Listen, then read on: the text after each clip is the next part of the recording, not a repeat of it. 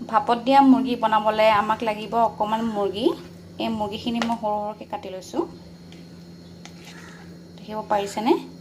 তেতিয়া ভাপত দিলে সোনকালে সিজিব। লগতে আপুনি দি দিব হালধি আৰু সোৱাদ অনুসৰি নিমখ দি দিব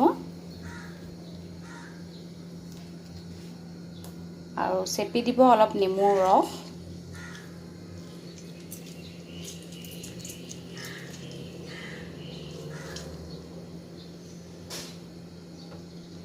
আৰু গোটেইখিনি ভালকৈ মিক্স কৰি ল'ব। চিকেনখিনি ভালদৰে মেৰিনেট কৰিব প্ৰায় 15 মিনিটমান। মেৰিনেট কৰাৰ আগত ভালদৰে সানি ল'ব, মই যেনেদৰে দেখাইছোঁ তেনেকৈ। মুৰ্গীৰ বাদে আমাক লাগিব নহৰু কেইটামান, পিঁয়াজ, বিলাহী। এই বিলাহীটো ডাঙৰ কাৰণে মই এফাল লৈছোঁ। বিলাহী যদি আপোনাৰ সৰু থাকে তেতিয়া এটা ল'ব পাৰে। অকণমান ভোট জলকীয়া, আদা, ধনিয়া, জলকীয়া। মই এনেদৰে আদা আৰু নহৰুখিনি জুইত অলপ পুৰি লৈছোঁ।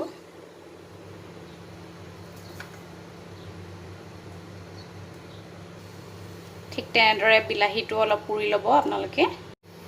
পিঁয়াজ আৰু জলকীয়াখিনিও এনেদৰে পুৰি লৈছোঁ। আপুনি যেতিয়া গোটেইখিনি বস্তু এনেকৈ অলপ জুইত পুৰি লয়, তেতিয়া এই ভাপত দিয়া মুৰ্গীকণৰ টেষ্টটো আৰু অলপ বেছি ভাল লাগে খাবলৈ। ৰোষ্টেড ফ্লেভাৰ এটাও আহে।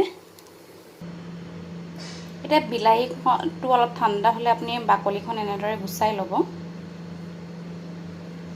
যিমান পাৰে সিমান গুচাই ল'ব।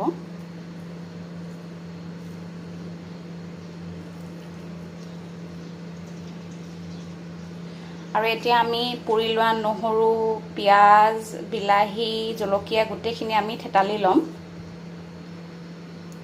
এয়া চাওক, মই পিঁয়াজ, আদা, নহৰু, জলকীয়া, বিলাহী আৰু ধনিয়াখিনিও একেলগে দি থেতালি ল'লোঁ মই।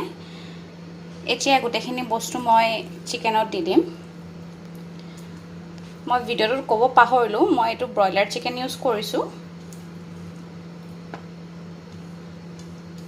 আপুনি থেতালি লোৱা গোটেইখিনি বস্তু এনেদৰে দি দিব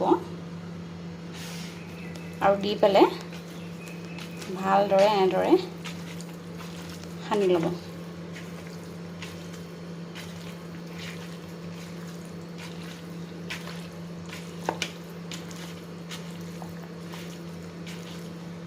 ভালদৰে সানিব।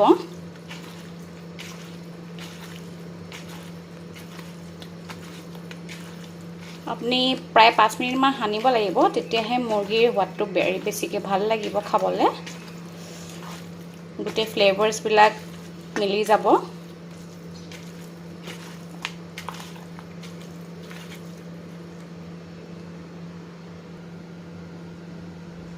এতিয়া আমি দি দিম অলপ মিঠাতেল, প্ৰায় 1 চামুচমানৰ জোখৰ দিব।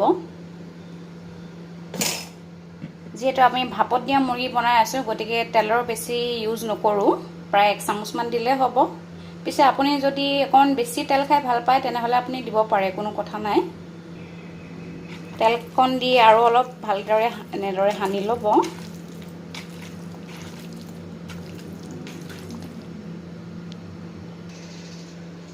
এতিয়া গোটেইখিনি মুৰ্গী এনেদৰে ষ্টীলৰ কাঁহী এটাত ওলাই ল'ব।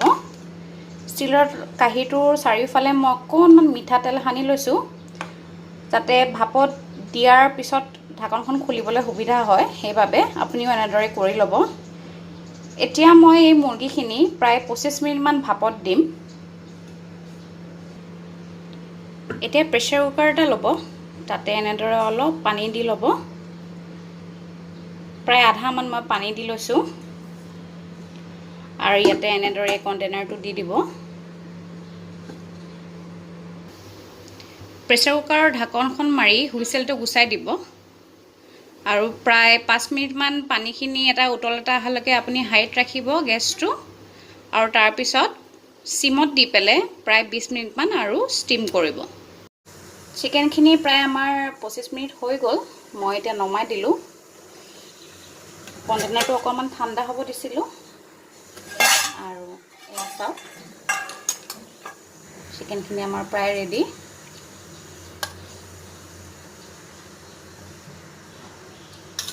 দেখিব পাৰিছে নহয়, চিকেনৰ কালাৰটো বৰ ধুনীয়া হৈছে। ওচৰৰ পৰা দেখাইছোঁ চাওক। ফ্ৰেণ্ডছ, আপুনিও এনেদৰে ঘৰতে বনাই চাব। আৰু ভিডিঅ'টো যদি চাই ভাল পালে তেনেহ'লে মোৰ চেনেলটো লাইক কৰিব, শ্বেয়াৰ কৰিব আৰু আগলৈ ছাবস্ক্ৰাইব কৰি দিব।